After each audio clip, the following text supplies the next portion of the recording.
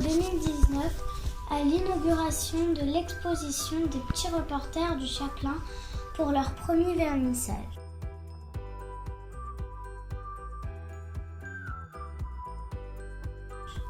Les enfants du quartier du Val-Fouré sont fiers de vous présenter leur travail au travers des clichés et des projections exposées au Centre culturel Le Chapelain.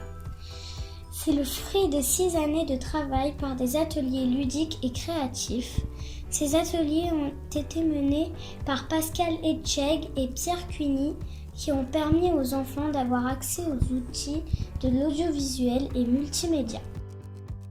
Super exposition, c'est sympa, on voit qu'ils se sont appropriés un peu leur ville avec tous ces clichés, on voit qu'ils ont tous un peu une vision différente de Mantes-la-Jolie et puis ça se ressent du coup à travers toutes ces photos. C'est intéressant de voir tout au long de l'exposition qu'on a des images très marquées de la ville sous différentes visions, donc c'est vraiment un travail intéressant, on voit que ça a été suivi et qu'ils ont vraiment travaillé sur... Enfin c'est un beau projet en tout cas. Ce qui était intéressant, c'est effectivement l'engagement des petits citoyens dans cette ville, notamment dans ce quartier qu'on désigne beaucoup comme rempli de boucs émissaires en fait.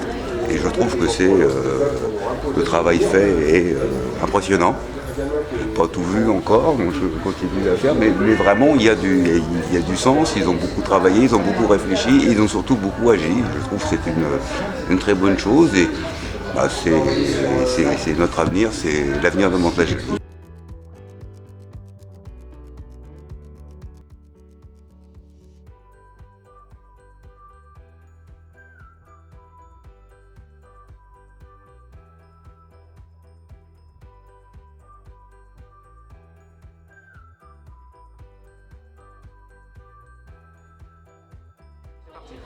Bonjour à tous, donc je suis la maman d'Absa qui participe aux ateliers Les Petits Reporters depuis plus de 3 ans. Simplement pour vous dire que ces ateliers sont des ateliers assez constructifs et passionnants aussi, parce que Absa me faisait des retours tous les soirs, enfin tous les mercredis soirs, en tout cas après l'atelier. Et ce que j'ai aussi apprécié, c'est qu'elle puisse découvrir aussi toute la culture mantaise, entre guillemets, tous les édifices mantais, qu'elle puisse connaître aussi sa ville. Donc pour moi c'était important et qu'elle puisse aussi avoir cette activité culturelle le mercredi. Donc le Chapelain fait un travail formidable avec ses enfants. Bonne continuation.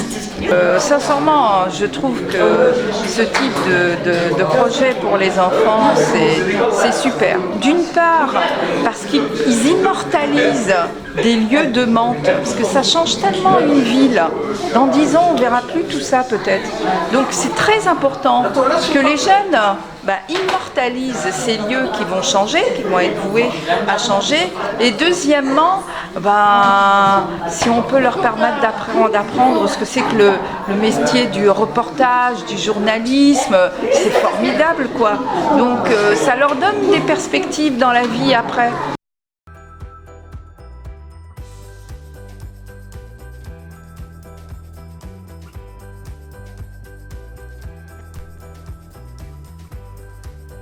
On peut percevoir la sensibilité et une certaine émotion dans la réalisation de leurs œuvres. On remarque aussi un naturel et une légèreté déconcertante. Les petits reporters du Chapelain qui s'étalent à peu près sur 5 ans d'atelier. Donc la plupart des photos qui sont là ont été faites donc par des enfants qui ont entre 8 et 14 ans. La plupart de ces enfants viennent du quartier du Val-Fouré. Donc le but de cet atelier en fait c'est de faire une ouverture pour ces jeunes, de faire en sorte qu'ils puissent voir d'autres choses que le quartier et puis de s'intéresser à un médium qui est la photographie, mais pas que, puisqu'on fait aussi de la vidéo, on fait aussi du son, on fait du montage. Et en fait, dans cette exposition, c'est un peu tout le travail qui rendent de toutes ces années en fait, sur lesquelles ils ont participé. Et donc, à travers ça, encore une fois, pour moi, ce qui est important, c'est déjà l'aspect éducatif, l'aspect socio-éducatif de ce projet et tout, faire en sorte que finalement, on puisse enfin se pencher un petit peu sur les jeunes des quartiers, qui souvent sont un petit peu les laissés pour compte, à part le sport qu'on leur propose. Il n'y a pas beaucoup d'activités qu'on leur propose malheureusement qui puissent être culturelles. Et du coup, cet atelier, grâce au Chaplin, leur permet d'avoir accès finalement à ces outils qui ne sont pas des outils qui sont adaptés à la plupart des gens. Donc souvent c'est très compliqué pour ces jeunes d'avoir accès à ces outils. Et donc le Chaplin leur permet justement à travers cet atelier d'avoir accès à ces outils. Et puis à travers ça, c'est surtout une ouverture sur le monde. Puisque au-delà des photos qu'on voit ici, qui sont surtout des photos axées sur le patrimoine, sur le quartier, c'est-à-dire l'endroit où ils vivent, rendre compte de l'endroit où ils vivent, rendre compte finalement de ce qu'est la vie à Mantes-la-Jolie, à travers toutes ces photos, c'est du patrimoine, c'est de la culture, finalement c'est de l'urbanisme, c'est de l'architecture. Et du coup, au-delà de ça, on va aussi à l'extérieur, c'est-à-dire que du coup, on va faire en sorte que les enfants puissent aller dans les grands musées, que ce soit le Louvre, que ce soit Orsay, que ce soit le Jeu de Paume, pour justement se rendre compte un petit peu de ce qu'est l'art aujourd'hui en France, à travers différents médiums, que ce soit la photographie, la sculpture, la peinture. Et donc voilà, donc c'est en fait, là aujourd'hui, c'est vraiment rendre compte de tout ce travail qui a été fait durant 5 ans avec les enfants du Chaplin.